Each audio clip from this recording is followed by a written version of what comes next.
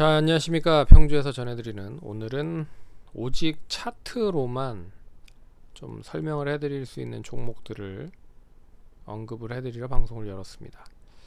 좋아요, 구독하기, 알림 설정 해주셔서 감사드리고요. 본격적으로 방송 진행하겠습니다. 시장이 어려운 가운데서도 여전히 좋은 흐름을 보이고 있는 종목들이 계속 있죠. 그 가운데서도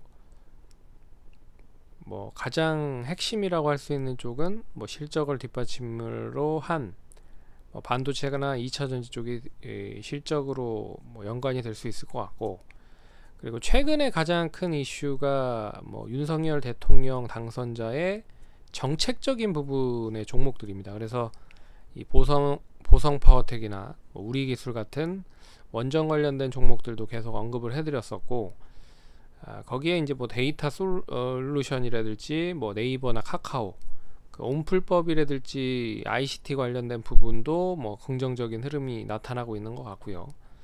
그리고 이 러시아와 우크라이나 전쟁에 대한 수혜도 계속적으로 이어지고 있는 상황입니다. 이 유럽의 최대 철강사가 이 전쟁으로 피해를 봤다라고 하면 이야기가 나오면서 우리나라 쪽에 대한 반사이익으로 수입을 검토하고 있다, 이런 얘기가 나오면서 우리 이제 철강주들이 오늘 단기적으로 급등이 나온 상황이었죠. 그래서 이 관련된 종목들도 좀 알아보려고 하고 있고요. 그래서 이런 부분, 그리고 또 사료나 에그플레이션 관련된 부분의 종목들도 최근에 많이 상승을 하고 있다. 그런 부분에서 좀 눈여겨 보시면 좋을 것 같습니다. 자, 그러면은 이제 종목으로 이야기를 좀 해 드릴게요. 세 종목이고요. 에디슨 EV와 경남스틸, 한일사료입니다. 자, 보면 에디슨 EV는 어제 그 재료가 나오길 그 관리 종목 우려와 그리고 채권단 쌍용차 인수 반대를 하고 있는 상황이다. 그런 이야기가 나오면서 이제 하락을 했고요. 어제 물어보신 분이 있어서 좀 생각이 나서 이야기를 해드린 부분이고, 그래서 차트로만 보면 아직 완전하게 하락이다 라고 말씀드리기는 좀 어려운 것 같고요. 이 추가적인 저점을 얼마만큼 이제 유지해 주는지의 여부가 중요할 것 같다. 그래서 2만원은 유지를 하지 못했기 때문에 최근에 지지선이라고 할 수 있는 이 선이죠. 이 선이 18,000원 정도 초반대에 있는 흐름이라, 혹시라도 내일 추가적으로 장 초반에 하락을 했다가 다시 상승을 하는 한이 있더라도 이 18,100원 정도는 사수를 해야 된다 라고 말씀드릴 수 있을 것 같습니다. 혹시라도 여기를 이탈을 하면 이제 추가적인 저점은 이 14,000원 부분까지도 떨어질 수 있는 부분들이라 변동성이 상당히 심하죠. 심하게 움직일 수 있다. 그래서 혹시라도 이 시점 유지가 되는지 여부를 보시면 좋을 것 같고, 2만원을 안착을 하면서 상승을 한다라고 하면 2만원에서 한 22,000원 이 갭에 대한 부분을 메우는지에 대한 여부가 중요할 것 같다. 그래서 어제 종가가 23,500원이었고요 오늘 고가가 22,150원이었습니다 그러면 한 1,000원 정도 남아있는 선으로 이 갭이 있죠. 그래서 이 갭을 메우는 흐름이 빠르게 나오면 더 좋을 것 같다. 그래서 갭을 메우면 이제는 한 25,000원 이상까지도 상승할 수 있으니까 참고하시면 좋을 것 같고요. 한일사료는 이틀간 급등이 나왔고 상한가를 갔고요. 오늘도 가격 제한폭까지 거의 이제 올라가는 모습들을 장중에 보였는데, 이내 차익 매물이 나오면서 이 종가가 거의 저가 부근으로 하락을 하는 모습이 나타났습니다. 근데 플러스로는 마감이 됐어요. 이제 시가 기준으로 봤을 때 하락을 했다.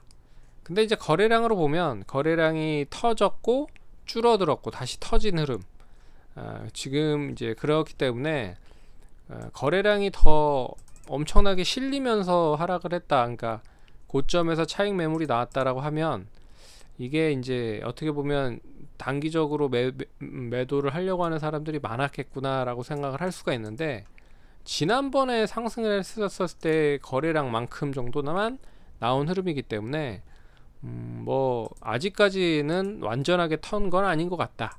그러면 이 흐름으로 계속 유지가 된다라고 하면 보유를 하시는 게 좋을 것 같고요. 투자 주의가 걸렸기 때문에 주의가 해제되는 시점까지는 계속 지지부진할 겁니다. 첫 번째는 가장 좋은 건 이 갭을 메우지 않고 계속 횡보를 하는 이 봉 차트를 만들었었던 이 가격 안에서, 그래서 4,680원에서 3,920원 이 안에서 계속 움직이는 게 좋을 것 같고, 2차적으로는 갭을 메운다라고 해도 가격으로 딱 정해져 있는 선 있죠. 한 3,900원, 3,800원 이렇게 딱 떨어지는 선에서 유지가 되면 좋을 것 같다. 근데 가장 안 좋은 거는 어제 그 고점이라고 할 수 있는 3,630원 이 밑으로 떨어지는 게 제일 안 좋습니다. 그래서 이 갭을 메우는데 갭을 찍고 올라가는 흐름이 나타난다라고 하면 제일 좋고, 그게 제일 나이스한 거고요. 그렇지 못한다라고 하면 이 차익 매물이 좀 더 많이 나올 수도 있다라는 거를 감안해 두시면 좋을 것 같다. 그래서 4,000원을 기준으로 봤을 때 단기 4,680원을 다시 돌파를 세게 하면 상승이 다시 한번 이어질 수 있을 것 같은데, 투자 주의 종목으로 걸렸기 때문에 투자 주의 종목이 해소가 되고 나서 움직일 가능성이 높다. 그런 흐름을 잘 눈여겨 보셔야 될 것 같습니다. 그래서 이게 이제 월봉상 보시더라도 이 역사적인 신고가를 계속 갱신하고 있는 상황이거든요. 그래서 이 우크라이나 러시아 관련된 전쟁이 뭐 끝나지 않고서는 이 관련된 종목들도 뭐 변동성이 엄청나게 커지진 않을 거다. 그런 거를 감안해서 보시면 좋을 것 같고요. 오늘 경남스틸이 이제 반사이익을 얻을 수 있겠다라는 기대감으로 이렇게 거래가 상당히 많이 실린 모습이 나타났습니다. 단기적으로 5,380원으로 종가 기준으로 마감이 됐지만 예전에 이 갭을 메웠다라고 보시는 게 맞을 것 같아요. 그래서 이 갭을 메웠다. 그래서 지난번 저점이 5,570원과 5,180원 이 사이의 갭을 이제 오늘 양봉으로 메웠다 정도 생각을 하시면 될 것 같고, 오늘 거래량이 근데 나쁘지 않았습니다. 거래량이 나쁘지 않은 상황이었기 때문에 이때 거래량이 소화가 되는 과정으로 연결이 될 수도 있다. 그럼 가격적으로 봤을 때는 5,380원인데 뭐 한 7,000원 정도 선까지도 상승할 수 있다라고 볼 수가 있는 부분입니다.